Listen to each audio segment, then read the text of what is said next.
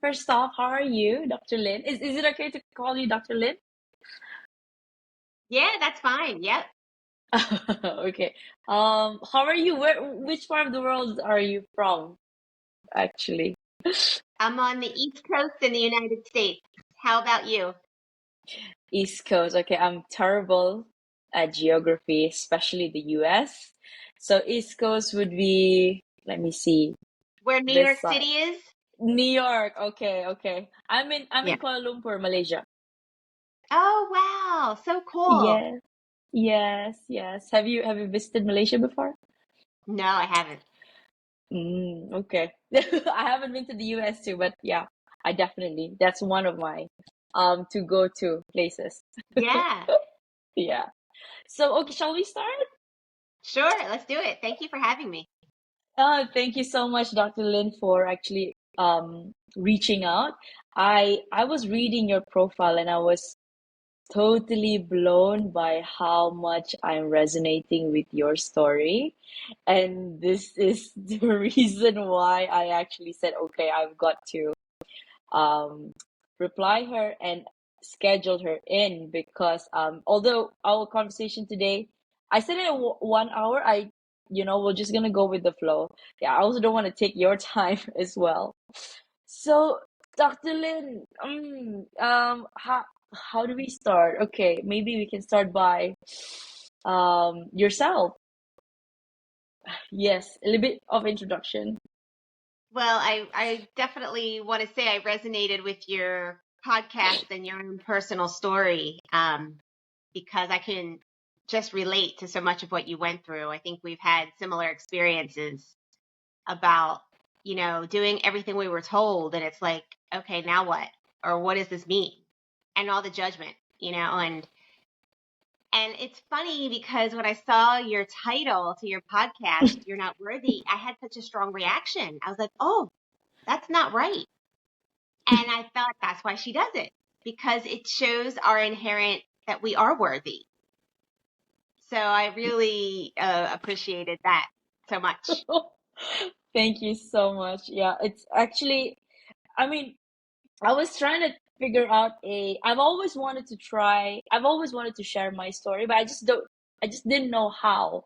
So I, although, the notion of wanting people to hear and just making something for clickbait, I don't really want that, but I really want something for anybody if it's just one person to resonate. So that's exactly like it's like a monologue that I see, that Yeah, I tell myself before, like, you're worthless. But wait a yeah, minute, are you really worthless? yeah, totally. Yeah. Well, I Yes. mean, I guess, if you want to get back into my journey, I think if in my childhood, I always definitely questioned everything I was being taught, but I never got answers. I just kind of questioned what this daily life looked like. I just saw everybody working hard, not happy, Mm, and they're still, it was never enough. And I just thought, there's got to be more to life than that. So that was always definitely in the back of my mind. But then when I was 14, I was diagnosed with scoliosis, which is the mm, curvature of the spine. I went the straight medical route because that's all I knew at the time. And I ended up having spinal surgery where they put Harrington rods in my spine. And before the surgery, I was never sick or had problems. After the surgery, which they deemed a success, I was sick or in pain for the next like 5 years. And I kept going back and forth to different medical doctors, and they never had an answer for me. I'd always ask, why do I keep getting sick? And they just knew either how to write a stronger prescription or, give me another painkiller. And none of that worked either. So it was just like this dead end loop that kept reoccurring. And I was very depressed, still not happy. I didn't like school, but yet I was an A student because I thought it's important to do this, even though I hated it. And then I went to college because I was told that's what you need to do to be successful. And I was really floundering. And someone told me to look into chiropractic. And I read the information on chiropractic, and the philosophy grabbed me. It just talked about how the power that made the body heals the body. And I thought, there's something to this. Nobody has ever told me this in all these years of going back and forth to medical doctors. And I just went on the philosophy. I didn't even get adjusted until I got there. So I felt like it was just like something spoke to me on a deep level. It was the first time I heard truth. And it was just ignorance is bliss. I just followed my hunch and it changed my life. So you were saying about I knew you're just touching the tip of the iceberg right now, but could you tell me what actually happened and the pivotal moment that you encountered that changed your trajectory of your life? So I think that the trajectory definitely was once I went to chiropractic school because I found my purpose and I found joy for the first time. I saw people actually there enjoying life and on purpose, and it really inspired me. And I saw a whole new way of looking at how the body works and honoring how the body works and how it heals and looking at symptoms and understanding what they mean and how it's your body's way of communicating with you. And we really shouldn't be masking symptoms or drugging them up, but really letting them express themselves because that's how your body heals. And it was like totally opposite of what the medical world does. And I had to learn also in chiropractic school what the medical world does because we have to pass 4 national boards and we have to get licensed as a doctor and all this. And they really were 2 different ways of looking at things. And I just lost my fear that I wouldn't get better. Something clicked within me because it wasn't like overnight. I started getting adjusted. And I believe that body work was a way of me reconnecting with my body because I was so disconnected from all the trauma, from the surgery and all the pain I was in. So I was reconnecting with my body, but also there was a shift in here. And I think that was the hugest part of once I had knowledge, I lost the fear and I got better. I started getting better and it just changed everything. And then I realized if we can question health, if there's truth to health that's not being told, there's got to be other things in life that are outside the box, right? That are bigger than what we're being told. So it just kind of Yes. started to unfold. So what was your journey having to realize that there's actually something you don't know you don't sometimes you just don't know what you don't know, but you know there's something out there. So can you like share your story? How did you realize that? How did you get through it? And how did you try to tell your friends or family about it? And yes.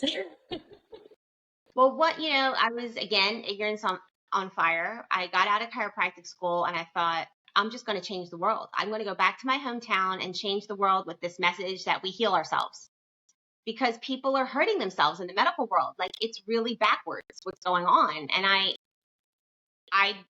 just was so excited to share this with people. It was a passion for me.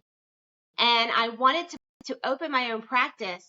I'd never thought about business or money. I mean, I was just so ignorant.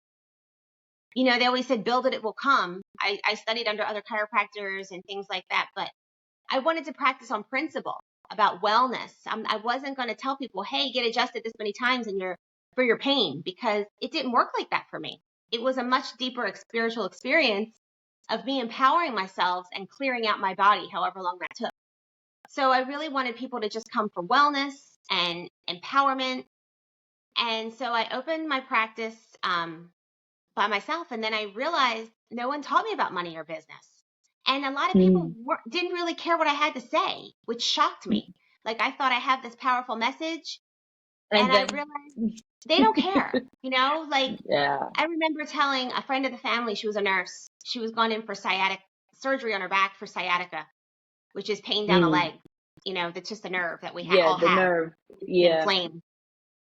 They label it as sciatica. And I'm like, we all have sciatica, but it's so, they like to label things and she didn't care. She goes, oh, I already have my surgery scheduled. And like, it was no big deal. And I just It's thought, like, yeah. oh my God. I mean, that's just like one example, and I just remember people like they were afraid to get adjusted. And I'm like gentle, it was just weird stuff. And I thought, man, there's a whole psychology going on behind this disease and health and, and why people are the way they are. And then it was just eye opening. Like, really, I thought it's funny because I opened up my practice and that was like the only goal I had. I never could see a bigger picture for my personal life. So it was just like, once I opened my practice, that was like, I reached my goal of what I thought was success. But it was like, as soon as I opened my door, it was like spirit took over, and I realized I knew nothing about life. And it began like this spiritual journey for me of unfolding and having to undo everything I was taught in my life, and learning a new way, and floundering. But it so much a part of that was witnessing what was going on in other people's lives, of the people that I was adjusting who did come in. Yeah.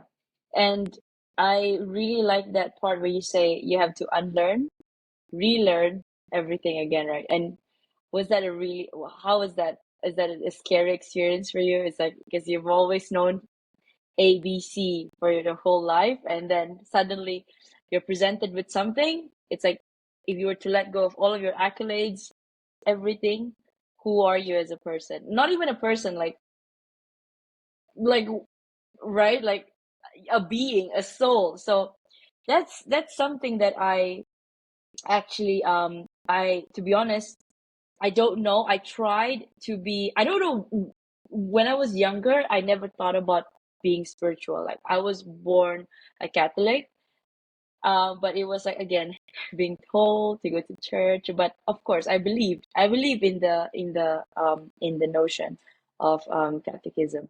But the as I'm sure you've heard, I don't know if you've listened to all of my podcasts, but there's a part where because I had to get married, so I had to convert. Yeah.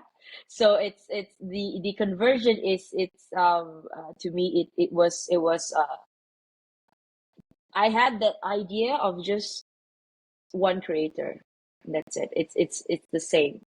So I got into that by with that belief, and then just going ahead to see, okay, if I don't take this chance, I don't know, because I was holding on to this uh belief that by 30 you got to get married, you got to get settled down, and then after I'm done with this, okay, now what? I'm in my 30s, so what now? What am I doing? So to be honest, this podcast itself, I don't know where am I gonna go with this, but to have people like you resonating with my story, and also just sharing, it's what I have as the goal. So yes, okay, Dr. Lynn. So I wanted to ask you something about can we dive a little bit deeper on your childhood when you say you were being told? What was your childhood like? Well, I was raised Catholic also, a Okay. very old school Italian mother, old school Ooh, beliefs. And there was a lot of judgment. There was a lot of, we were on, church on, it was just, for me, it was just suffering. Like, I think about being in school all day, which I hated. I felt like I was in a prison.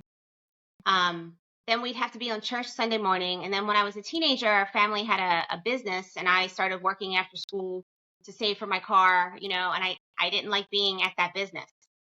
I didn't like what I did. And I realized my family was not happy. Everybody was kind of yelling at each other. And but I was trapped because you had to do what the family expected. It was like all this, what the family expects.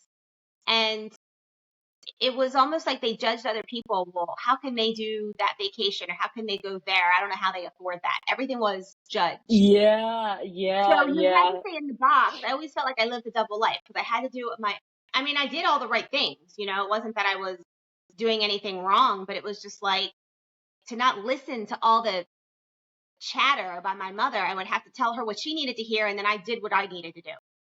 And then I was an only child, so there was pressure there. Mm, But my dad died when I was 12, okay. and I really believe he died of a broken heart, in the sense that he was an entrepreneur in spirit, and he failed many times. And I don't believe that he had the right mentorship or support around him. And that's really hard for a man, And then I came into the mix, and he was working at a job he hated. And I really think it drained his life force. I can say that now as an adult, looking back and understanding how the body heals and all that, that really strained his immune system. But that Mm-hmm. wasn't verbalized. So it was just like all this got to do what you got to do every day. It was like every day I was either working, going to school, and even Sunday, like I couldn't even sleep in. My crazy mother had to be in church at like 8:30 in the morning, and it's like I was exhausted. I was just exhausted. And like I said, when I went to chiropractic school, it was the first time I saw people actually enjoying life. I never saw that. And it just inspired me. They were really health conscious. They were driven by a purpose. They saw something bigger in life. And that was very inspiring for me to be in that kind of community in chiropractic school. So how did you start your chiropractic? I mean, did you fund it yourself, or did you go apply for a grant, or did you just like, maybe you stop your career and then you decided to quit and have some savings and then just dump into this and just like, pray to God, like, okay, I'm gonna make this. For What was when I your started my story? practice. Yes, your practice. Yeah, it's funny because this is how ignorant I was. I really thought I was going to go to a bank. They were going to give me a loan because I was a chiropractor to open my practice. And they said you had to have collateral, which was something Mm-hmm. to put up for the loan. And I was just shocked. I'm like, I thought they give money to people who need money, not who already have it. Yes. And then I realized the bankers, like the people you're working with don't understand money, like I mean, and I didn't understand it, but I was starting to read and educate myself. But my mom had ended up signing for me. And that really upset me because I just wanted to be free. I wanted to stand on my own 2 feet. You don't want her Yeah, being I in just your, wanted yeah. to be free of it, like this Yeah. control, but there I was again, trapped, you know, Trap. like, Yes, yes. but I thought I'll get out of it. And that's a whole nother story of my unfolding. But one of the books that I read when I opened up my first year in practice was Rich Dad Poor Dad by Robert Mm-hmm. Kiyosaki. Yes, And that yes. blew my mind. It was like exactly when I found chiropractic and I knew it showed me a bigger picture and another way of looking at health. Rich Dad Poor Dad showed me is like I knew what I knew my whole life. I kept saying, I work hard after school or whatever. I'm saving up for this one purchase and I make the purchase. And And then, was it worth all the time I spent saving up for it? I'm like, this is horrible. Even in practice, I thought I have to adjust this many people to just pay the rent on this space. Like yeah, it never felt free to me. So when I found his yes, book and he talked about financial freedom and how school doesn't teach you financial freedom, and I was just like, I knew, it was like I was just angry because I knew there was more to this. Like I knew there was something missing, but no one yes, around me understood the concepts, and that's what was even more frustrating. So he talks about finding the right people. I couldn't find the right people. No one yeah, knew. yeah. Even my neighbor was an accountant. He didn't know financial freedom.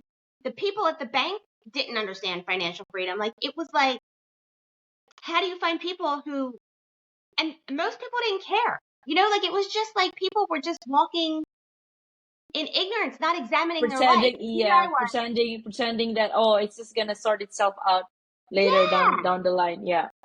Like just going with it. So that opened up my eyes too. And I was angry when I found out because I just knew something deeper. There had to be another answer.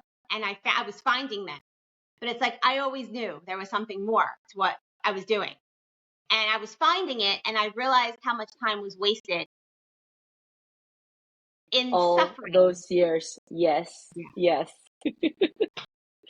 So you said in your profile you have a teenage son, and you're homeschooling him. Wow. Okay. I am pro education. I my dad's always said that, okay, that's the key to changing your life.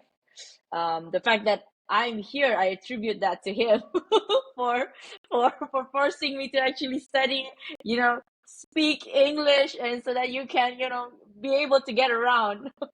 So thank you, Dad. So yeah, for your son, why homeschool? Well, I just knew that I did everything. I went all the way and got my doctorate, and I just knew school was a waste of time for me. I didn't feel like I learned any life skills. Well, I mean, I Oh, didn't learn to speak really? language, at least like you're like, you speak multiple languages or at least a couple languages. I never learned that. I mean, it sounds like your father gave you a little more life skills than I. I did not get any life skills.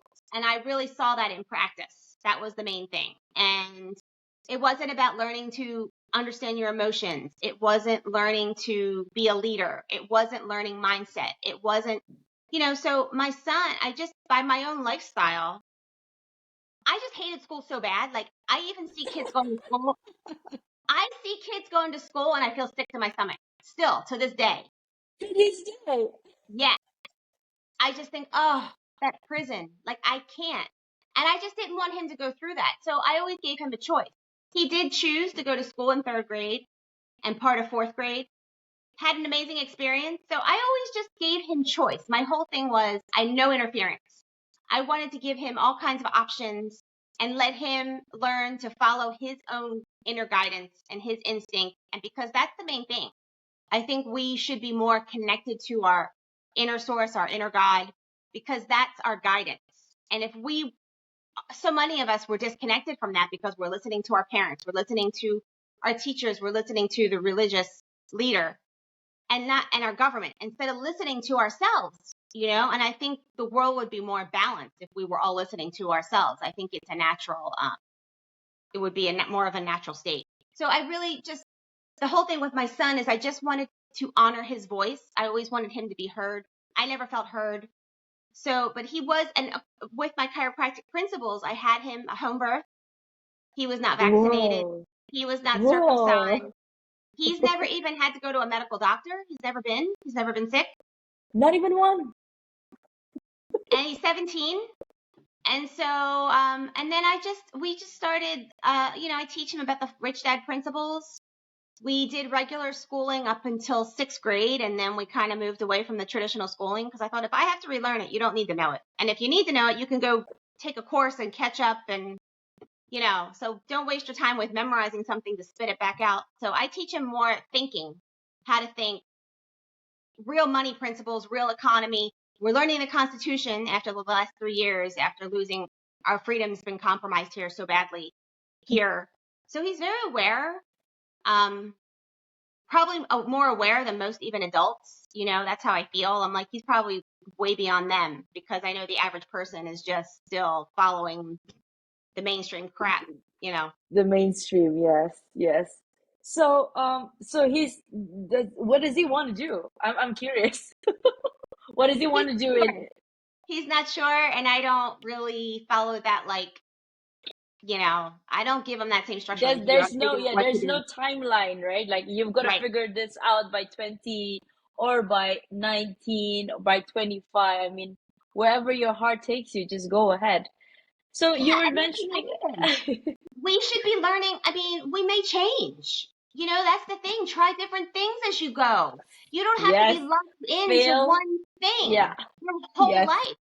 This is yes, what ages us, I believe. If we were really in a life adventure, we'd be okay to change and try new things and have different interests. But they lock us into a box of a profession, a retirement, saving. It's like a dead end life. And I think that's yeah. why so many people get sick or die young or they have a midlife crisis because it's not natural.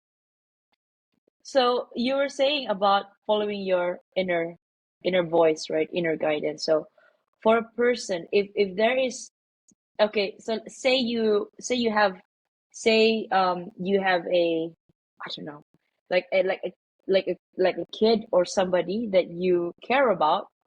Um, how would you actually show him or her that first step? What's your advice? That first step of, truly quieting everything around you and just start listening within.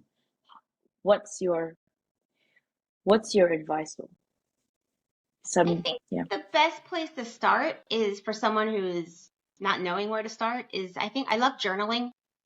I think Okay. putting pen to paper is really therapeutic, writing something out because Hmm. and there's different things you can do with that. You can brainstorm ideas.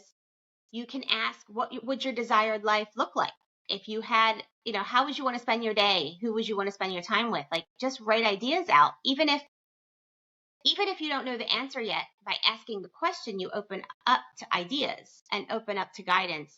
And if you don't know those answers, I say start with gratitude.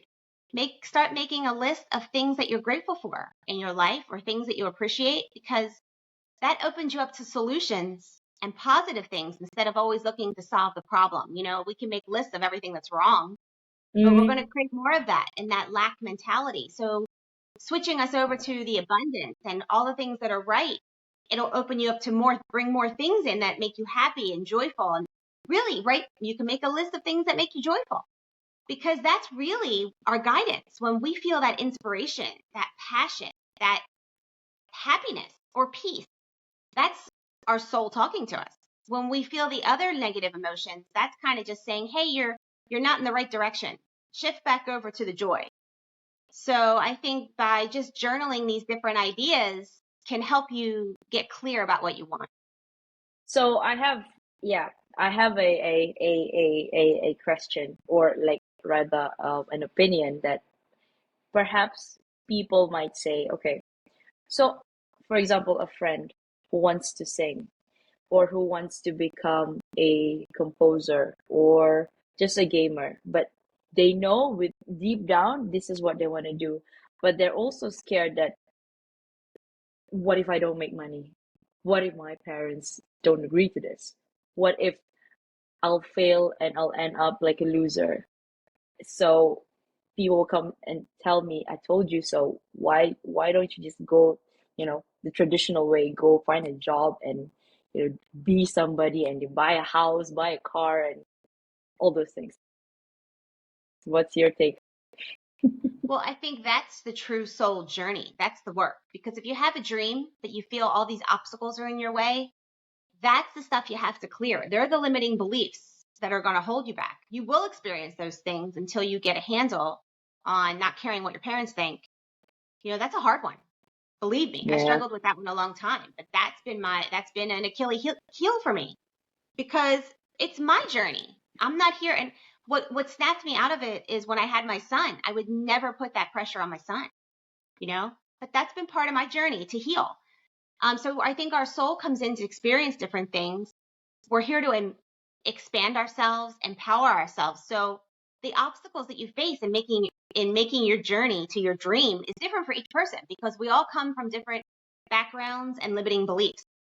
But Mm, it's the clearing of the limiting beliefs that it can allow your dream to manifest is the soul's journey. I really believe that. That's part of it. So we shouldn't be afraid to fail what we consider failing. We have these strict labels of succeeding and failing, but maybe because even if you failed, but you're going after your dream, that is success.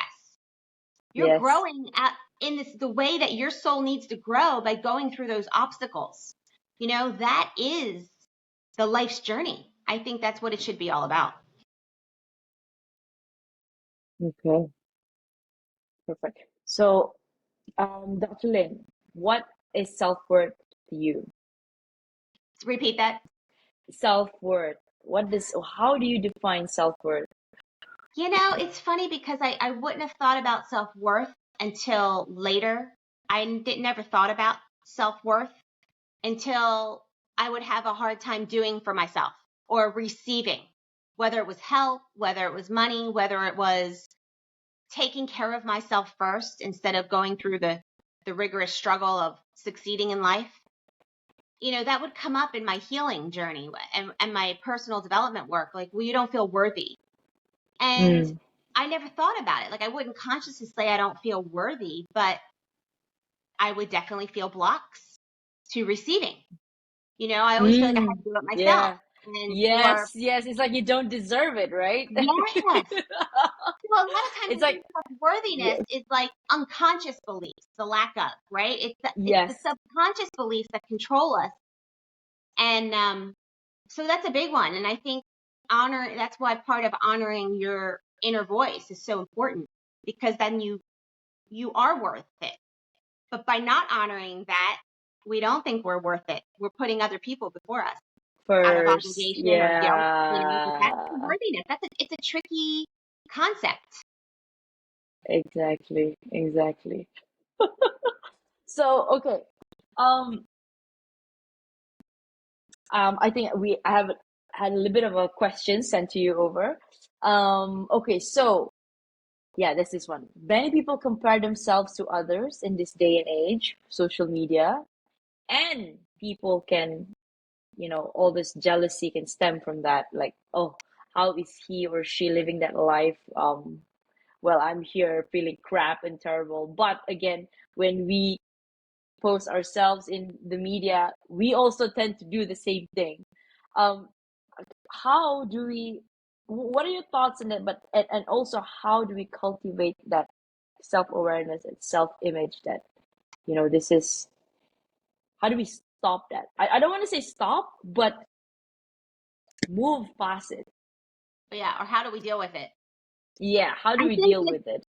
I think it's, again, it comes back to listening to your inner voice. So when you catch yourself having those thoughts, say, well, you really can't compare yourself to someone else's journey. You don't know what the behind the scenes is looking like. You don't know what kind of childhood they had. You don't know what kind of things they had to go through to get to where they are or didn't have to go through. Maybe success came really easy to some people because they never had limiting beliefs to clear like you did. So I think we really have Mm, to remind ourselves that we can't understand the whole soul's, each person's soul's journey. We come in to experience different things. They may go through a health situation that you didn't have to go through. Like there's different things that we come in to kind of clear up or to tackle or to learn from, and everybody's different. So I think just reminding ourselves that, like, you don't know the whole picture, but you can also look at it, if someone else can succeed or do that, that means I can do it too. We can be empowered by other people and inspired to keep going. You know, that we all have, mindset has to shift then. It's yeah, not of jealousy, it's not of competition, but it's more of, okay, if he or she can be like this, I can be my own version of that, or even better, that's right. right? It's showing you the possibility. So it's just changing your perception. And so when we catch ourselves, that's just negative talk. It's limiting beliefs. So it's just being mindful and aware in the moment of how does this making me feel? Is this a high vibrational thought or a low vibrational thought? And how can I change my perspective on it? So have you ever gone to therapies before to help Not a with direct like counselor, but I've done like shamanic healings. oh, really? Yeah. Can we talk a little bit about that? Because I'm also interested about shamanic or, okay, um psychedelic. I don't know if you tried that. No, I Psychedelic. haven't done any. I haven't done any psychedelic stuff. It was all natural highs that I experienced. Okay. Just doing the energetic, uh, getting body work on myself, doing body work on other people. I really tapped into the higher energies of the body naturally. And I'm really not a big substance taker anymore. Like I don't do any medications or anything like that because of how much interference that caused me early in life in a negative way. Mm, So I'm okay. very like natural. So, but I really tapped into the higher energies. And when I did the shamanic healings, it was just a lady who I adjusted, who talked to spirits, and she really helped me out, kind of learning to balance my energy for a period of time. I probably worked with her for about a year. I did that. I went to another lady who was a trained counselor, but she read tarot cards. And Ah, she was something that amazing. we experienced in common. I had to I turned to tarot cards, okay, for just because I was so lost. Like, can somebody just give me a sign right now? Okay. Totally. And I think we all come across those things. Like, so I think body work can be therapy. I think, getting a massage, um, talking to the right person, but it's a matter of you got to find who What resonates with you. speaks? Yeah.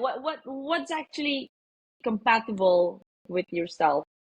And in the moment, because you may evolve out of Yeah. that person. Like Yes. I Yes. have This time. evolved out of different healers or therapists. Like I feel like they're Correct. not serving me anymore because you hope you get to that point because you are growing and expanding and, you know, um, you want to use it for the right reasons. You don't want to be like them to be your constant crutch. It's good to have a mentor or guidance, and they can help you over a dark spot or over a hump or to help you get a new perspective. But eventually, you really want to make sure that you're empowering yourself. The answers are within. It's just about clearing out the muck that kind of comes up while you're healing yourself. Yeah. And 2020 was the year that I started into tarot, and then 2023. it's like it's not really there, but I still listen to it, but it's not resonating so much. Right. It's more like right now, it's like, okay, talking to you, talking to a lot of other people, relating, that's more of what I feel, the vibe. I guess right now it's like more of a vibe to me, because I know, because we all know everything is energy. So if you want to become something, or you just want to be somewhere, you just have to vibrate in that energy first. Then you'll be able to attract Agreed. it. So, okay, there's a question. How can mindfulness and self-awareness practices contribute to self-discovery and a healthier self-concept, in Yeah, your I think, opinion? that's probably the only thing that I really practice right now is I'm aware of where my vibe is in the moment. I can tell. I am always kind of aware. Are you feeling peaceful and joy right now? Enjoying the moment? Or is your monkey mind turned on? Like the chatter in the head, like judging Yeah. yourself, trying to figure something out. Are you not feeling good about something? So I'm very aware of how I feel in the moment. And I always look for some kind of relief to pick up my vibration. Not that you don't honor the issues that come up for yourself, but you can't always solve the problem by remaining in that low vibe issue. Sometimes you have to raise your vibration to get the solution. So I always look to how can I find relief? Whether it's, I'm not feeling so good right now, so maybe I might read a good book, listen to a podcast that uplifts me, take a walk, or just get off the topic for a little bit, do something else, and then go back to Else, it. yeah, and restrict yourself and then come back to it. That's right. So, okay, Dr. Lynn, who do you have a support system? I think, it's funny because I'm really interested in watching channelers right now. I'm very interested in the spiritual messages coming through. I never saw so many that I found online right now. I feel like this year has become very spiritual again for me. Spiritual, A couple of yeah. years ago, I was really studying our Constitution and really involved in local county government, really getting out there. Hmm. So I shifted back into spirituality. So I feel like I'm expanding and I like that. I like this place a lot more. This is definitely my vibe. Personally, no. Personally, right now, I feel like I'm very in a cocoon time, like Like a hermit regrouping mode. myself. Right. Okay. So, okay, pivotal question for the podcast. Have you ever succumbed to the feeling of worthlessness before? And if you did, how did you overcome it?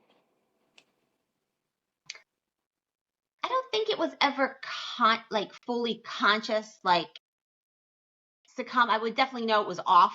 I think I knew it was off when I wasn't succeeding at something or I wasn't being able to receive help. I became aware of it to work through it. Mm. So I can't say I consciously would think that I was unworthy or struggling with that, but it would Mm-hmm. show up, right? And so for me, I would do just what I would do anytime. I would look for answers, whether they come from within, from without, like what inspiration, what guidance can I seek? And some came because I had found the shamanic healer. Some came because I found the therapist who did the tarot cards. Some came because I got body work done. It was different things that I tried, and just sometimes I would find the best books to read and they would help me through, or the best videos or podcasts, and they would give me a message, and I would take all these different answers and it's like connecting the dots. You get an answer here and then you get another answer here and you start painting a bigger picture. Okay, one last question before two last questions. So, what gets you up in the morning? Knowing I'm here to master myself. I really feel our purpose is to create our heaven on earth, to become a deliberate creator. And I know we're here to I really like be that. Deliberate a creator, deliberate creator, a conscious creator. Like we're actually creating conscious the creator. life we Yeah. desire consciously, easily, joyfully. I don't think we have to be in this struggle. I think that's old stuff. Yeah. I think we can Yeah. be in more freedom and joy and expansion and ease. So it's about that, really, just because I believe it's here. I believe life is eternal. So, we can, Yes. like, I think we can think, oh, we'll escape this once we die. No, I think we bring it with us. Yeah, Like, I just no, think no, no, no, it's no. here now. Exactly. We're here now. Yeah, So it's here. Yeah, it's like uncover it now, find the way now, because that's all there is. So I think that keeps me in my zone. brilliant. So, Dr. Lin, if you have a quote that you can leave with the world, leave the world with, and as your legacy, okay, as we know, we have already acknowledged that soul is eternal, the body isn't. What would it be? I would say to follow your joy and create your desired life. Simple yet profound. Okay, I think we covered that all, Dr. Lin. I wanted to dive deeper because I have like friends that I know have scoliosis before, and perhaps I could set another scheduled interview with you to talk about scoliosis and Yeah, becoming a chiropractor. Yeah, we would could that be definitely okay? do that. Definitely. Anytime, just email me. And that's the best way to Oh, get a hold of me. awesome, awesome. Okay, Dr. Lin, thank you so much for your time. I'll be posting this content up soon. So, is there any way that I can get a approved image of you from your social media? I just want to use that for my promotion. Oh yeah, I was like, you could choose any of the pictures I put on the Podmatch profile if you want to Okay, use those. brilliant. Yeah, I think I'll use the one with the green one. Okay. The green one. Awesome. Okay, all right. Okay, so thank you so much, Dr. Lin. I'll speak to Thank you, you Nicolette. I soon. love this. It was so great talking to you. I feel a kindred connection with you. Thank you so much. Thank you. Okay, bye bye, Dr. Lynn. Bye bye. Bye bye.